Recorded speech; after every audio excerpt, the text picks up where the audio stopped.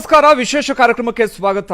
ನಾನು ಸುಬ್ರಹ್ಮಣ್ಯ ಎಸ್ ಹಂಡಿಗೆ. ಸದ್ಯ ಇಡೀ ಜಗತ್ತಿನಾದ್ಯಂತ ಸುದ್ದಿ ಆಗ್ತಿರುವಂತ ಒಂದೇ ಒಂದು ವಿಚಾರ ಅಂದ್ರೆ ಕೊರೋನಾಗೆ ಸಂಬಂಧಪಟ್ಟ ಹಾಗೆ ಇಡೀ ದೇಶ ಈ ಸಂದರ್ಭದಲ್ಲಿ ಲಾಕ್ಡೌನ್ ಆಗಿದೆ. ಪ್ರತಿಯೊಬ್ಬರು ಕೂಡ ಈ ಸಂದರ್ಭದಲ್ಲಿ ಮನೆಯಲ್ಲೇ ಇರಬೇಕಾಗತ್ತೆ. ನಾವೆಲ್ಲರೂ ಕೂಡ ಮಾತಾಡ್ತಾ ಇರ್ತೀವಿ ಮನೇಲಿರಿ ಅಂತೇಳಿ. ಬಡವರಿಗೆ ಬಹಳ ಕಷ್ಟ ಆಗ್ತಿದೆ. ಶ್ರೀಮಂತರು, ಬಹಳ ದೊಡ್ಡ ಬಿಸ್ನೆಸ್ ಇದ್ದವರಿಗೆ ಮನೆ ಒಳಗಡೆ ಇರೋದು ಸಮಸ್ಯೆ ಆಗೋದಿಲ್ಲ. ಆದರೆ ರಸ್ತೆ ಬದಿ ಇರುವಂತ ನಿರ್ಗತಿಕರಿಗೆ, ನಿರಾಶ್ರಿತರಿಗೆ, ಇವರೆಲ್ಲರಿಗೂ ಕೂಡ ಬಹಳ ದೊಡ್ಡ ಮಟ್ಟದಲ್ಲಿ ಸಮಸ್ಯೆ ಆಗ್ತಾ ಇದೆ. ಇವರೆಲ್ಲರ ನೆರವಿಗೆ ಒಂದಷ್ಟು ಜನ ನಿಂತ್ಕೊಳ್ತಾ ಇದ್ದಾರೆ. ಅವರೆಲ್ಲರಿಗೂ ಕೂಡ ನಾವು ಈ ಸಂದರ್ಭದಲ್ಲಿ ಬಿಗ್ ಸಲ್ಯೂಟ್ ಅನ್ನ ಹೇಳಲೇಬೇಕಾಗತ್ತೆ. ಸಹಾಯ ಹಸ್ತವನ್ನ ಚಾಚ್ತಾ ಇರುವಂತವರಿಗೆ ಇದೇ ರೀತಿಯಾಗಿ ಒಬ್ರು ಇದೀಗ ಸಹಾಯವನ್ನ ಮಾಡೋದಕ್ಕೆ ನಿಂತ್ಕೊಂಡಿದ್ದಾರೆ. ಸುಮನಾ ಫೌಂಡೇಶನ್ ಅಂತ ಕೆಲವು ವರ್ಷಗಳ ಹಿಂದೆ ಸ್ಥಾಪನೆ ಆದಂತ ಈ ಫೌಂಡೇಶನ್ ಸಾಕಷ್ಟು ಸಮಾಜ ಸೇವೆಗಳನ್ನ ಮಾಡ್ಕೊಂಡು ಬರ್ತಾ ಇದ್ರು. ಬಡವರ ಪರವಾಗಿ ಅಥವಾ ಈ ಪ್ರಕೃತಿ ಕುರಿತಾಗಿ ಕಾಳಜಿಯನ್ನ ತೋರೋದಾಗಿರಬಹುದು, ಈ ರೀತಿಯಾಗಿ ಬೇರೆ ಬೇರೆ ಕೆಲಸಗಳನ್ನ ಮಾಡ್ಕೊಳ್ತಾ ಬರ್ತಾ ಇದ್ರು. ಈ ಕೊರೋನಾ ಯಾವಾಗ ಶುರುವಾಯಿತು, ಇಡೀ ದೇಶ ಯಾವಾಗ ಲಾಕ್ಡೌನ್ ಆಯಿತು, ಯಾವಾಗ ಬಡವರಿಗೆ ಸಮಸ್ಯೆ ಆಗೋದಕ್ಕೆ ಶುರುವಾಯಿತು, ಇದೀಗ ಅವರ ನೆರವಿಗೆ ಸುಮನಾ ಫೌಂಡೇಶನ್ ಅವರು ನಿಂತ್ಕೊಂಡಿದ್ದಾರೆ. ಸಾಕಷ್ಟು ರೀತಿಯಲ್ಲಿ ಇವರು ನೆರವಿನ ಸಹಾಯದ ಹಸ್ತವನ್ನ ಚಾಚ್ತಾ ಇದ್ದಾರೆ. ಈ ಕಾರಣಕ್ಕಾಗಿ ನಾವು ಅವರಿಗೆ ಅಭಿನಂದಿಸಲೇಬೇಕು. ಜೊತೆಗೆ ಇಂಥವ್ರನ್ನ ಗುರುತಿಸುವ ಕೆಲಸವೂ ಕೂಡ ಹೆಚ್ಚೆಚ್ಚು ಆಗಬೇಕಾಗತ್ತೆ. ಯಾವ ಕಾರಣಕ್ಕಾಗಿ ಅಂದ್ರೆ ಇವರು ಒಂದಷ್ಟು ಜನರಿಗೆ ಮಾದರಿ ಆಗಬಹುದು. ಇವರ ಕೆಲಸವನ್ನ ನೋಡಿದಂತ ಒಂದಷ್ಟು ಜನ ಅನ್ಕೊಳ್ಬಹುದು, ನಾವು ಈ ರೀತಿಯಾಗಿ ಮಾಡಬಹುದು, ನೆರವನ್ನ ನೀಡಬಹುದು ಅಂತ ಹೇಳಿ. ಒಂದಷ್ಟು ಹೊತ್ತುಗಳ ಕಾಲ ಅವ್ರ ಜೊತೆಗೆ ಮಾತಾಡ್ತಾ ಹೋಗ್ತೀನಿ. ಅವರ ಫೌಂಡೇಶನ್ಗೆ ಸಂಬಂಧಪಟ್ಟ ಹಾಗೆ ಯಾವ ರೀತಿಯಾಗಿ ನೆರವನ್ನ ನೀಡ್ತಾ ಇದ್ದಾರೆ, ಎಲ್ಲ ವಿಚಾರಕ್ಕೆ ಸಂಬಂಧಪಟ್ಟ ಹಾಗೆ ಮಾತಾಡ್ತಾ ಹೋಗೋಣ. ಮೇಡಮ್, ಕಾರ್ಯಕ್ರಮಕ್ಕೆ ಆತ್ಮೀಯವಂತ ಸ್ವಾಗತ. ಓಕೆ, ನಾನು ನಿಮ್ಮನ್ನ ಇಂಟ್ರೊಡ್ಯೂಸ್ ಮಾಡದೆ ಮರ್ತ್ಬಿಟ್ಟೆ. ಸುಮನಾ ಫೌಂಡೇಶನ್ ಸಂಸ್ಥಾಪಕರಾಗಿರುವಂತ ಡಾಕ್ಟರ್ ಸುನೀತಾ ಮಂಜುನಾಥ್ ಅವ್ರ ಜೊತೆಗೆ ಮಾತಾಡ್ತಾ ಹೋಗೋಣ. ಮೇಡಮ್, ನೋಡ್ತಾ ಇದ್ದೀವಿ ಕೊರೋನಾಯಿಂದಾಗಿ ಇಡೀ ಜಗತ್ತೇ ತಲ್ಲಣಗೊಂಡ್ಬಿಟ್ಟಿದೆ. ಮತ್ತೊಂದು ಕಡೆಯಿಂದ ಲಾಕ್ಡೌನ್ ಇಂದಾಗಿ ನಾನು ಈಗಾಗಲೇ ಹೇಳ್ತಾ ಇದ್ದೆ, ಬಹಳ ಶ್ರೀಮಂತರಿಗೆ ಸಮಸ್ಯೆ ಆಗೋದಿಲ್ಲ, ಸ್ವಲ್ಪ ಸಮಸ್ಯೆ ಆದ್ಬಿಟ್ರು ಅಂತ ಸಮಸ್ಯೆ ಅನ್ಸೋದಿಲ್ಲ. ಬಹಳ ದೊಡ್ಡ ಬಿಸ್ನೆಸ್ ಇದ್ದವ್ರಿಗೆ ಸಮಸ್ಯೆ ಆಗೋದಿಲ್ಲ.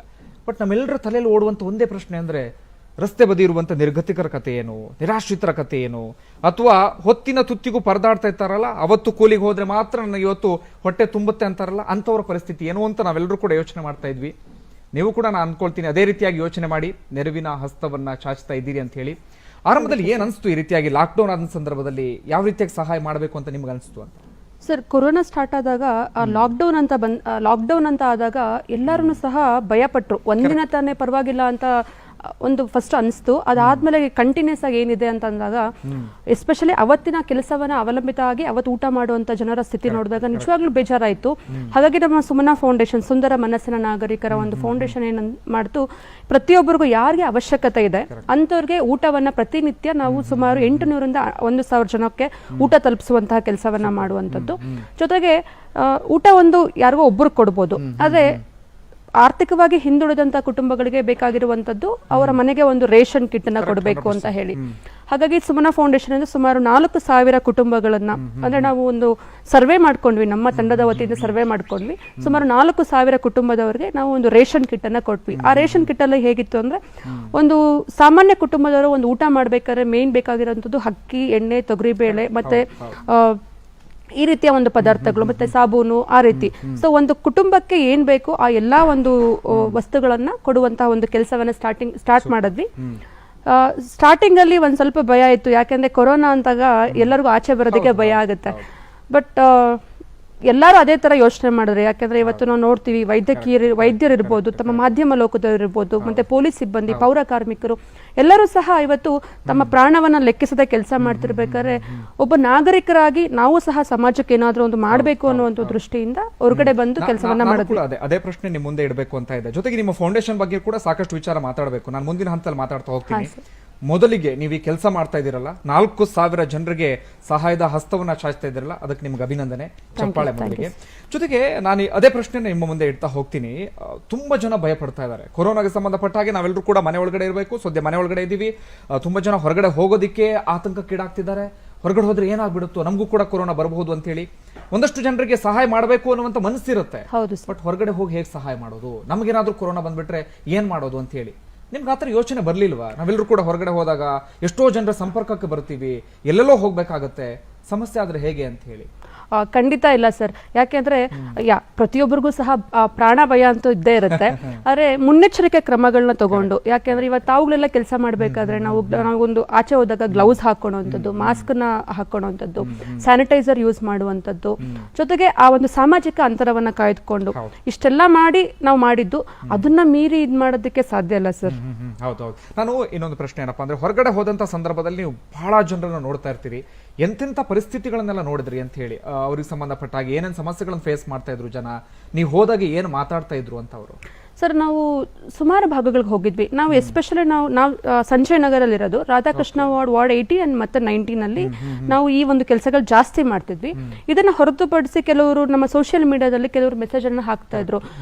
ಅಕ್ಕಿಪಿಕ್ಕಿ ಕಾಲೋನಿಯಲ್ಲಿ ತುಂಬಾ ಪ್ರಾಬ್ಲಮ್ಸ್ ಇದೆ, ಅಲ್ಲಿರುವಂತ ಸುಮಾರು 350 ಕುಟುಂಬದವರಿಗೆ ಯಾವುದೇ ರೀತಿಯ ಒಂದು ಸಹಕಾರ ಇಲ್ಲ, ಒಂದು ಊಟಕ್ಕೂ ಸಹ ಕಷ್ಟಪಡ್ತಿದ್ದಾರೆ ಅಂತ ಹೇಳಿ. ಸೊ ಅಲ್ಲಿ ನಾವು ಹೋದಾಗ ಆಕ್ಚುಲಿ ಭಯ ಇತ್ತು ನಮ್ಗೆ. ಯಾಕಂದ್ರೆ ಪಾಪ ಅವ್ರಿಗೆ ಅಷ್ಟು ನಾಲೆಡ್ಜ್ ಇರೋದಿಲ್ಲ, ಯಾವ ರೀತಿ ಇರಬೇಕು, ಸ್ವಚ್ಛತೆ ಬಗ್ಗೆ ಅವ್ರಿಗೆ ಅಷ್ಟು ಪ್ರಾಮುಖ್ಯತೆ ಗೊತ್ತಿಲ್ಲ. ಸೊ ಅಂತ ಪ್ರದೇಶಕ್ಕೆ ಹೋದಾಗ ಸ್ಟಾರ್ಟಿಂಗ್ ಅಲ್ಲಿ ಸ್ವಲ್ಪ ನಮಗೂ ಸಹ ಭಯ ಇತ್ತು. ಬಟ್ ಅಲ್ಲಿನ ಮಕ್ಕಳು ಮತ್ತೆ ಅಲ್ಲಿನ ಜನರ ಒಂದು ಸ್ಥಿತಿ ನೋಡಿದಾಗ ಅನಿಸ್ತು, ದೇವ್ರು ನಮ್ಮನ್ನು ತುಂಬಾ ಚೆನ್ನಾಗಿಟ್ಟಿದ್ದಾನಪ್ಪ. ಬಿಕಾಸ್ ಅವರ ಒಂದು ಸ್ಥಿತಿ, ಅವರು ಒಂದು ಹಾಲು ಅಥವಾ ಒಂದು ಯಾರೋ ಫ್ರೂಟ್ಸ್ ಎಲ್ಲ ತಗೊಂಡ್ಬಂದಿದ್ರು, ಅದನ್ನ ನೋಡಿದಾಗ ಆ ಮಕ್ಕಳಲ್ಲಿ ಒಂದು ಆ ಖುಷಿಗೆ ನಿಜವಾಗ್ಲೂ ಒಂದು ಮಿತಿನೇ ಇರಲಿಲ್ಲ. ಸೊ ವಿ ಫೆಲ್ಟ್ ನಿಜವಾಗ್ಲೂ ಮನುಷ್ಯನ ಸ್ಥಿತಿ ಹೇಗಿರುತ್ತೆ, ನಾವು ಅನ್ಕೊಂತೀವಿ ನಮ್ಗೆ ಅದಿಲ್ಲ ಇದಿಲ್ಲ ಅಂತ ಹೇಳಿ, ಬಟ್ ದೇವ್ರು ನಮ್ಗೆಲ್ಲ ಕೊಟ್ಟಿದ್ದಾನೆ ಅನ್ನುವಂಥ ಸ್ಥಿತಿಗಳು ನಾವು ನೋಡಿದ್ವಿ.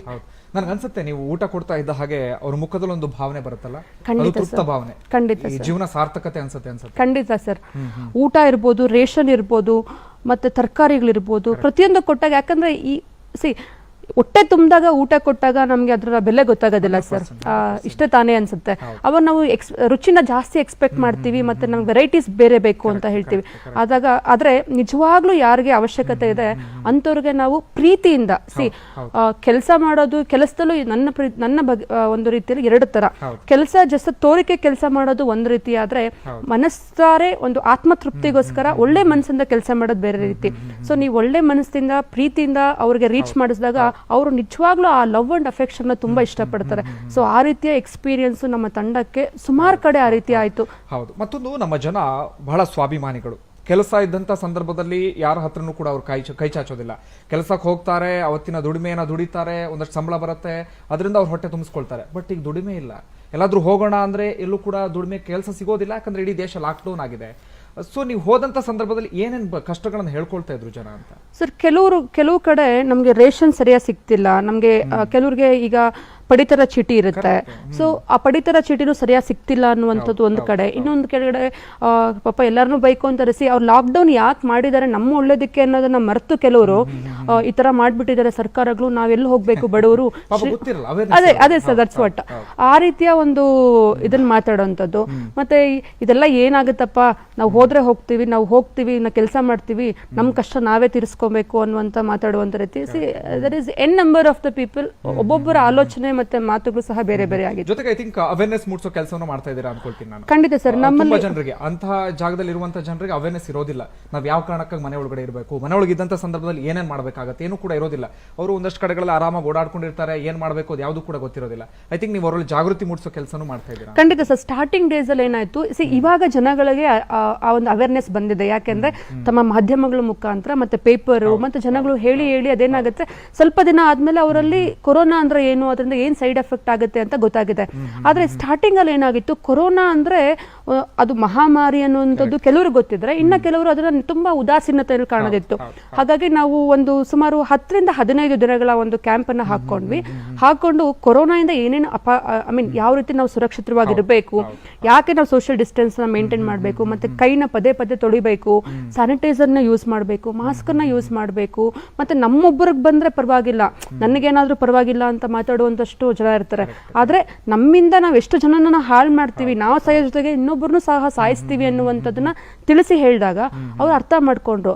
ಹಾಗಾಗಿ ನಮ್ಮ ಫೌಂಡೇಶನ್ ವತಿಯಿಂದ ಸುಮಾರು 2,000 ನಾವು ಮಾಸ್ಕ್ಗಳು ಮತ್ತೆ ಸ್ಯಾನಿಟೈಸರ್ಸ್ ಸಹ ಆ ಟೈಮಲ್ಲಿ ನಾವು ಡಿಸ್ಟ್ರಿಬ್ಯೂಟ್ ಮಾಡಿ ಅವರಲ್ಲಿ ಜಾಗೃತಿ ಮೂಡಿಸುವಂತಹ ಒಂದು ಕೆಲಸವನ್ನ ಮಾಡಿದ್ವಿ. ಓಕೆ, ನಾವು ಈ ಸಂದರ್ಭದಲ್ಲಿ ವೈದ್ಯರನ್ನ ಶ್ಲಾಘಿಸ್ತಾ ಇದ್ದೀವಿ, ಪೌರ ಕಾರ್ಮಿಕರನ್ನ ಅಭಿನಂದಿಸ್ತಾ ಇದ್ದೀವಿ, ಮತ್ತೊಂದು ಕಡೆಯಿಂದ ಆಸ್ಪತ್ರೆ ಇತರೆ ಸಿಬ್ಬಂದಿ ಆಗಿರ್ಬೋದು, ಪೊಲೀಸ್ ಸಿಬ್ಬಂದಿ ಆಗಿರ್ಬೋದು, BBMP ಸಿಬ್ಬಂದಿ ಆಗಿರ್ಬೋದು, ಇವರೆಲ್ಲರನ್ನೂ ಕೂಡ ನಾವು ಬಹಳ ದೊಡ್ಡ ಮಟ್ಟದಲ್ಲಿ ಗೌರವವನ್ನು ತೋರಿ ಅಭಿನಂದಿಸ್ತಾ ಇದ್ದೀವಿ.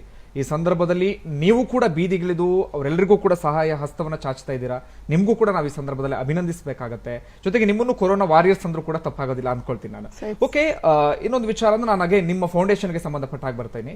ಎಷ್ಟು ಜನ ಇದಕ್ಕೆ ಸಂಬಂಧಪಟ್ಟ ಕೆಲಸವನ್ನ ಮಾಡ್ತಾ ಇದ್ದೀರಾ? ಯಾವ ರೀತಿಯಾಗಿ ತಯಾರಿಯನ್ನ ಮಾಡ್ಕೊಳ್ತೀರಾ, ಹೇಗೆ ಅಂತ? ಸರ್, ನಮ್ಮಲ್ಲಿ ಮೇಯ್ನ್ ಆಗಿ ನಾವು ಒಂದು 30 to 40 ಮೆಂಬರ್ಸ್ ಆಕ್ಟಿವ್ ಮೆಂಬರ್ಸ್ ಇದ್ದೀವಿ.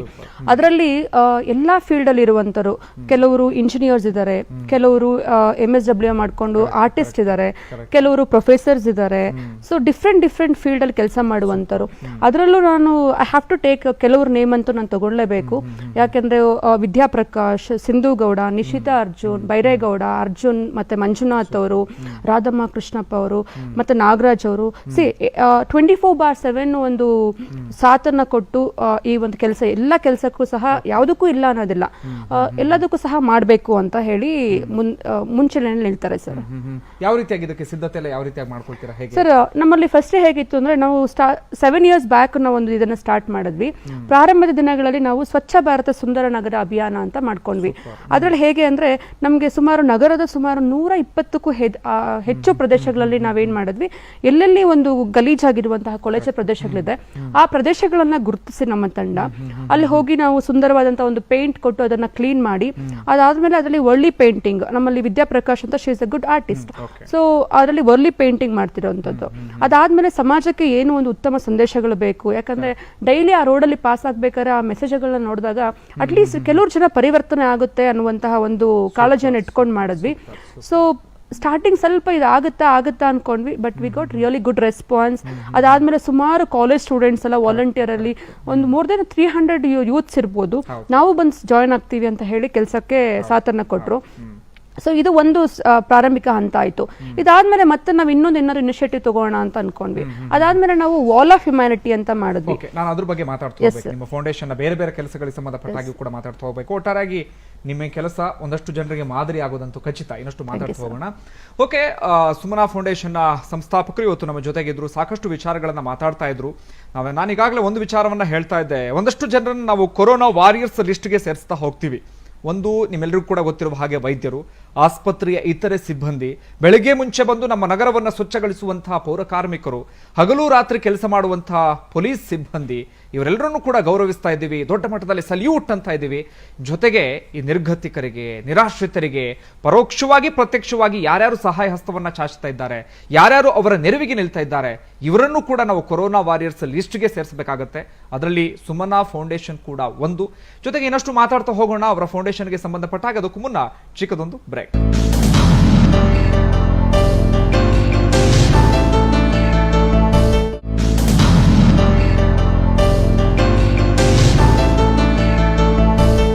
ಕಾರ್ಯಕ್ರಮಕ್ಕೆ ಸ್ವಾಗತ. ಈಗಾಗಲೇ ಸಾಕಷ್ಟು ವಿಚಾರಗಳನ್ನ ಚರ್ಚೆ ಮಾಡ್ತಾ ಇದ್ವಿ. ಈ ಕೊರೋನಾಗೆ ಸಂಬಂಧಪಟ್ಟ ಹಾಗೆ, ಕೊರೋನಾಗೆ ಯಾವ ರೀತಿಯಾಗಿ ನೆರವಿನ ಹಸ್ತವನ್ನ ಚಾಚ್ತಾ ಇದ್ದಾರೆ ಅಂತ ಹೇಳಿ. ಇಡೀ ಜಗತ್ತೇ ಕೊರೋನಾದಿಂದಾಗಿ ತಲ್ಲಣಗೊಂಡ್ಬಿಟ್ಟಿದೆ. ಪ್ರತಿಯೊಬ್ಬರು ಕೂಡ ಚಿಂತೆಗೀಡಾಗಿದ್ದಾರೆ. ಸದ್ಯ ನಮ್ಮ ಇಡೀ ದೇಶ ಲಾಕ್ಡೌನ್ ಆಗಿಬಿಟ್ಟಿದೆ. ನಾನು ಈಗಾಗಲೇ ಪದೇ ಒಂದು ವಿಚಾರವನ್ನ ಹೇಳ್ತಾ ಇದ್ದೆ, ಪದೇ ಹೇಳಲೇಬೇಕಾಗತ್ತೆ. ಒಂದಷ್ಟು ಜನರಿಗೆ ಸಮಸ್ಯೆ ಆಗ್ತಾ ಇಲ್ಲ, ಆದ್ರೆ ಬಡವರಿಗೆ, ನಿರ್ಗತಿಕರಿಗೆ, ನಿರಾಶ್ರಿತರಿಗೆ ಬಹಳ ದೊಡ್ಡ ಮಟ್ಟದಲ್ಲಿ ಸಮಸ್ಯೆ ಆಗ್ತಿದೆ. ಯಾಕಾದ್ರೂ ಲಾಕ್ಡೌನ್ ಆಯ್ತಪ್ಪ ಎನ್ನುವ ರೀತಿಯಲ್ಲಿ ಅವರೆಲ್ಲರೂ ಕೂಡ ಪರಿತಪಿಸ್ತಾ ಇದ್ದಾರೆ. ಅಂತವರಿಗೆ ನೆರವಿನ ಹಸ್ತವನ್ನ ಚಾಚ್ತಾ ಇದ್ದಾರೆ. ಇನ್ನಷ್ಟು ಮಾತಾಡ್ತಾ ಹೋಗೋಣ. ಸದ್ಯ ಬೆಂಗಳೂರಿನಲ್ಲಿ ಈ ರೀತಿಯ ಕೆಲಸ ಮಾಡ್ತಿದ್ದೀರಾ ಅನ್ಕೊಳ್ತೀನಿ ನಾನು, ಅಂದ್ರೆ ಕೊರೋನಾಗೆ ಸಂಬಂಧಪಟ್ಟಾಗ ಮಾತಾಡೋದು. ಸರ್, ಬೆಂಗಳೂರು ಹೊರತುಪಡಿಸಿನೂ ಮಾಡಿದೀವಿ ಸರ್. ಚಿಕ್ಕಬಳ್ಳಾಪುರದಲ್ಲಿ ಕೆಲವು ಪ್ರದೇಶಗಳಲ್ಲಿ ತುಂಬಾ ಅವಶ್ಯಕತೆ ಇದೆ ಅಂತ ಕೆಲವರು ಮೆಸೇಜಸ್ ಮಾಡಿದ್ರು, ಸೊ ಅಲ್ಲೂ ಸಹ ಮಾಡಿದೀವಿ. ಅಂದ್ರೆ ಚಿಕ್ಕಬಳ್ಳಾಪುರ ಬೇರೆ ಬೇರೆ ಕಡೆ, ಚಿಕ್ಕಬಳ್ಳಾಪುರದಲ್ಲಿ ಒಂದು 3 ಹಳ್ಳಿಗಳನ್ನ ತಗೊಂಡು. ಓಕೆ, ಯಾಕೆ ಅನಿಸ್ತು ಒಂದ್ಸತಿ ಇಡೀ ದೇಶ ಲಾಕ್ಡೌನ್ ಆಯ್ತು? ನೀವೆಲ್ಲರೂ ಕೂಡ ಐ ಥಿಂಕ್ ಸೋಷಿಯಲ್ ಮೀಡಿಯಾದಲ್ಲಿ ನೋಡಿರ್ತೀರಾ, ಒಂದಷ್ಟು ನಿರ್ಗತಿಕರು, ನಿರಾಶ್ರಿತರು ಎಲ್ಲರೂ ಕೂಡ ಪರದಾಡ್ತಾ ಇರೋದು, ಹೊತ್ತಿನ ತುತ್ತಿಗೂ ಕೂಡ ಇಲ್ಲ, ತಲೆ ಮೇಲೆ ಒಂದು ಸೂರಿಲ್ಲ. ಅವಾಗ ಅನಿಸ್ತು ಅಂದ್ಕೊಳ್ತೀನಿ ನಾನು, ಏನಾದ್ರೂ ಮಾಡಬೇಕು ನಾವು ಕೂಡ ನಮ್ಮ ಫೌಂಡೇಶನ್ ಕಡೆಯಿಂದ ಅಂತ. ಸರ್, ನಮ್ಮ ಒಂದು ಮಾನಸಿಕವಾಗಿ ನಮ್ಗೆ ಒಳಿತು ಮಾಡು ಮನುಷ್ಯ ನೀನಿರೋದು 3 ದಿವಸ, ಈ ಒಂದು ಇದನ್ನ ತುಂಬಾ ಚೆನ್ನಾಗಿ ಅರ್ಥ ಮಾಡ್ಕೊಂಡು ಆ ಒಂದು ಬೇಸಿಸ್ ಮೇಲೆನೆ ನಾವು ಸುಮನಾ ಫೌಂಡೇಶನ್ ನ ಕಟ್ಟಿ ಹಾಕಿದ್ದು. ಸೊ ಹಾಗಾಗಿ ನಾವು ಯಾವಾಗ ಇರ್ತೀವಿ ಇಲ್ಲ ಅಂತ ಗೊತ್ತಿಲ್ಲ. ಸೊ ಇರುವಂತ 3 ದಿವಸ ನಮ್ಮಿಂದ ಬೇರೆಯವ್ರಿಗೆ ಉಪಕಾರ ಆಗ್ಬೇಕು. ಸತ್ತ ನಾವೇನ್ ಸಂಪಾದಿಸಿದೀವಿ ಅಂದ್ರೆ ಈ ಕೊರೋನಾ ಟೈಮಲ್ಲೇ ನಾವು ನೋಡ್ತೀವಿ ಎಷ್ಟೊಂದ್ ಜನ ಹತ್ರ ಕೋಟಿ ದುಡ್ಡಿದ್ರು ದರ್ ಇಸ್ ನೋ ಯೂಸ್. ಇವತ್ತು ದುಡ್ಡಿಗೆ ಏನ್ ಬೆಲೆ ಇಲ್ಲ, ಆದ್ರೆ ಇವತ್ತು ಬೆಲೆ ಇರೋದು ಯಾವುದಕ್ಕೆ? ಮಾನವೀಯತೆಗೆ.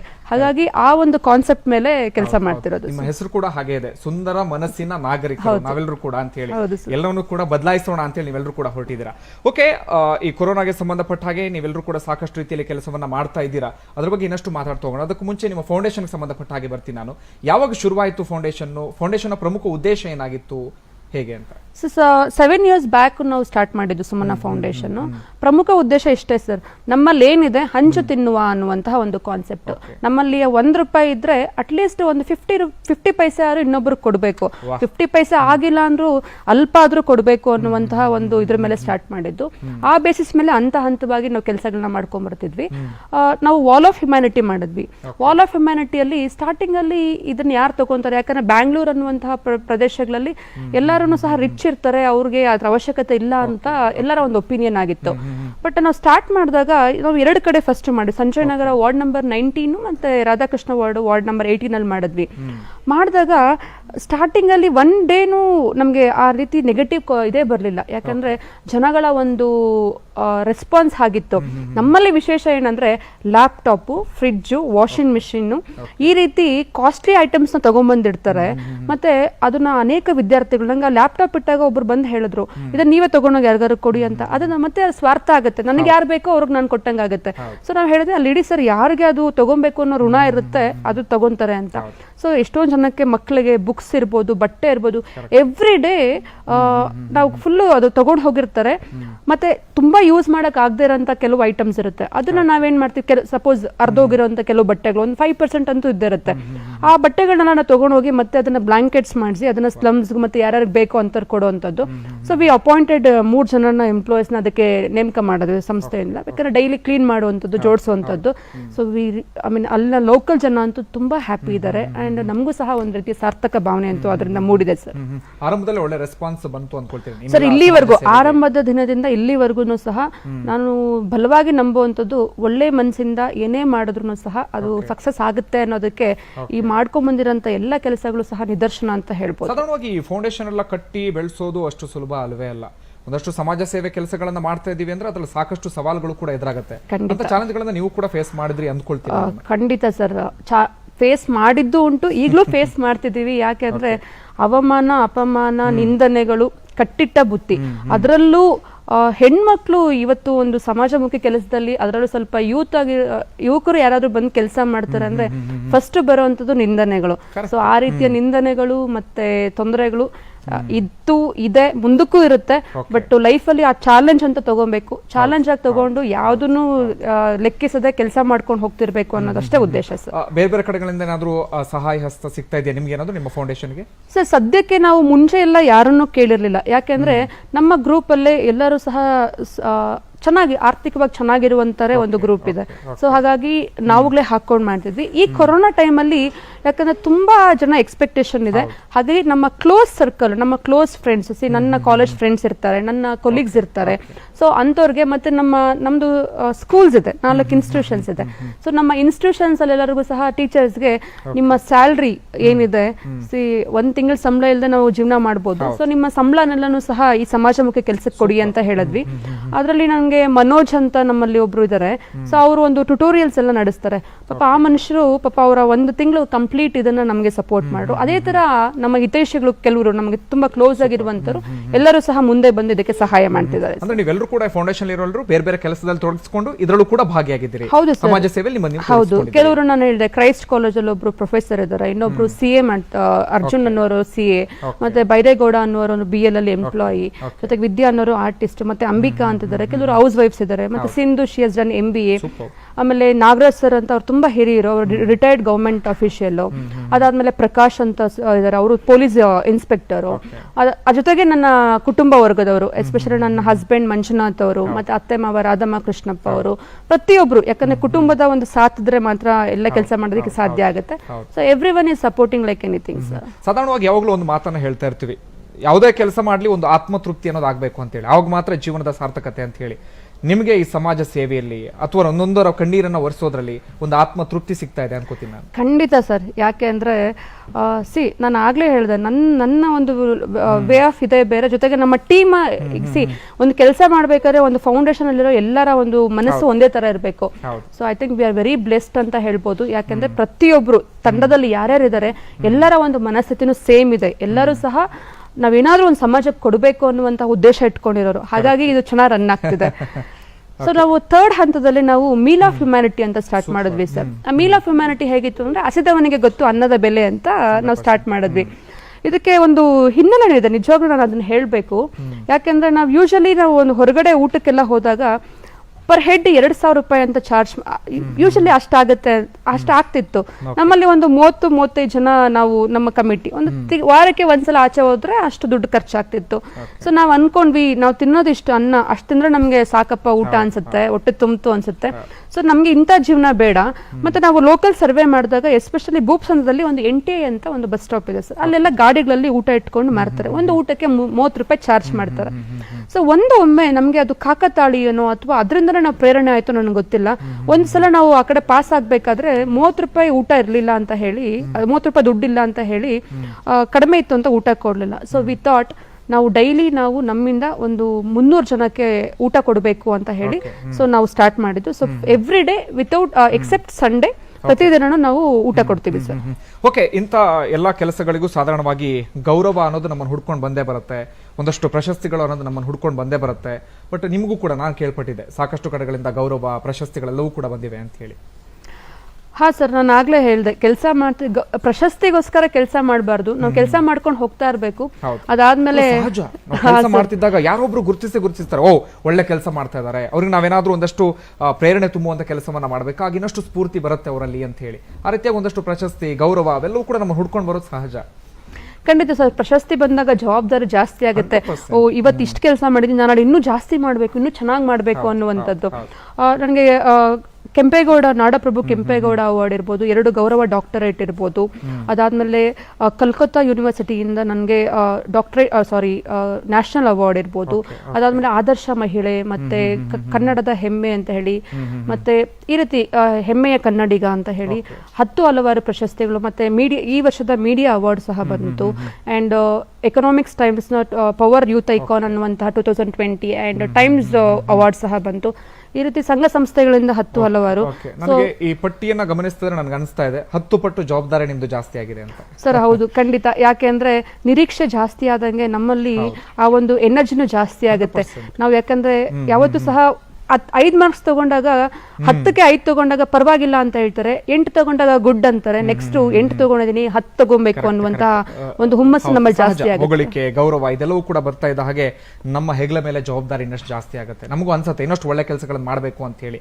ಸದ್ಯ ಏನ್ ಫ್ಯೂಚರ್ ಪ್ಲಾನ್ ಇದೆ? ಸಾಧಾರಣವಾಗಿ ಒಂದು ಫೌಂಡೇಶನ್ ಅಂದಾಗ ಭವಿಷ್ಯದಲ್ಲಿ ಒಂದು ಬಹಳ ದೊಡ್ಡ ಕನಸನ್ನ ಇಟ್ಕೊಂಡಿರ್ತೀರ, ಬಹಳ ದೊಡ್ಡ ಆಸೆ ಇರುತ್ತೆ ಇಂಥದ್ದು ಮಾಡಲೇಬೇಕು ಅಂತ ಹೇಳಿ. ಅಂತ ಭವಿಷ್ಯದ ಆಸೆಗಳು, ಪ್ಲಾನ್ಗಳು ಏನಿದೆ ನಿಮ್ದು? ಸರ್ ಏನಿಲ್ಲ, ಇರೋ ತನಕ ಸಾಧ್ಯವಾಗಷ್ಟು ದಿನ ಸಮಾಜಕ್ಕೆ ಒಳ್ಳೆ ಕೆಲಸಗಳನ್ನ ಮಾಡ್ಕೊಂಡು ಹೋಗ್ಬೇಕು. ಮತ್ತೆ ಜನರಲ್ಲಿ ಒಂದು ಪರಿವರ್ತನೆ ತರಬೇಕು ಅಂತ ಹೇಳಿ. ಯಾಕೆಂದ್ರೆ ಸ್ವಾರ್ಥತೆಯನ್ನ ಬಿಟ್ಟು ಸ್ವಲ್ಪವಾದ್ರೂ ಅಳಿಲು ಸೇವೆ ಸಮಾಜಕ್ಕೆ ಮಾಡಬೇಕು ಅನ್ನುವಂಥದ್ದು. ಅಂಡ್ ಇರೋದ್ರಲ್ಲಿ ಹಂಚಿ ತಿನ್ನೋಣ ಅಂತ ನಾನು ಆಗ್ಲೇ ಮತ್ತೊಮ್ಮೆ ಹೇಳಕ್ ಇಷ್ಟಪಡ್ತೀನಿ. ಒಳಿತು ಮಾಡು ಮನುಷ್ಯ, ನೀನಿರೋದು 3 ದಿವಸ. ಇದನ್ನ ಪ್ರತಿಯೊಬ್ಬ ಮನುಷ್ಯನು ಅರ್ಥ ಮಾಡ್ಕೊಂಡ್ರೆ ನನ್ನ ಪ್ರಕಾರ ಈ ಸಮಾಜದಲ್ಲಿ ಏನೋ ಕ್ರೈಮ್ಸ್ ಆಗುತ್ತೆ ಅಥವಾ ಕಳ್ತನ ಆಗುತ್ತೆ, ಎಲ್ಲನೂ ಸಹ ಆಟೋಮೆಟಿಕಲಿ ಕಮ್ಮಿ ಆಗುತ್ತೆ. ಓಕೆ, ಇಲ್ಲಿವರೆಗೆ ನಮ್ಮ ಜೊತೆಗೆ ಸುಮನಾ ಫೌಂಡೇಶನ್ ಸಂಸ್ಥಾಪಕರಾಗಿರುವಂತಹ ಡಾಕ್ಟರ್ ಸುನೀತಾ ಮಂಜುನಾಥ್ ಇದ್ರು. ಸದ್ಯ ನೊಂದವರ ಪಾಲಿನ ಆಶಾ ಕಿರಣವಾಗಿದ್ದಾರೆ. ನಿರ್ಗತಿಕರಿಗೆ, ನಿರಾಶ್ರಿತರಿಗೆ ಇವರೆಲ್ಲರಿಗೂ ಕೂಡ ಸಹಾಯ ಹಸ್ತವನ್ನ ಚಾಚ್ತಾ ಇದ್ದಾರೆ. ನಾನು ಅಂದ್ಕೊಳ್ತೀನಿ ಇವರ ಕೆಲಸ ಒಂದಷ್ಟು ಜನಕ್ಕೆ ಸ್ಫೂರ್ತಿ ಆಗುತ್ತೆ, ಒಂದಷ್ಟು ಜನರಿಗೆ ಮಾದರಿ ಆಗೋದಂತೂ ಖಚಿತ. ಇಲ್ಲಿಗೆ ಕಾರ್ಯಕ್ರಮವನ್ನು ಮುಗಿಸ್ತಾ ಇದ್ದೀನಿ. ನೋಡ್ತಾ ಇರಿ ಪವರ್ ಟಿವಿ, ಇದು ನಿಮ್ಮ ಶಕ್ತಿ.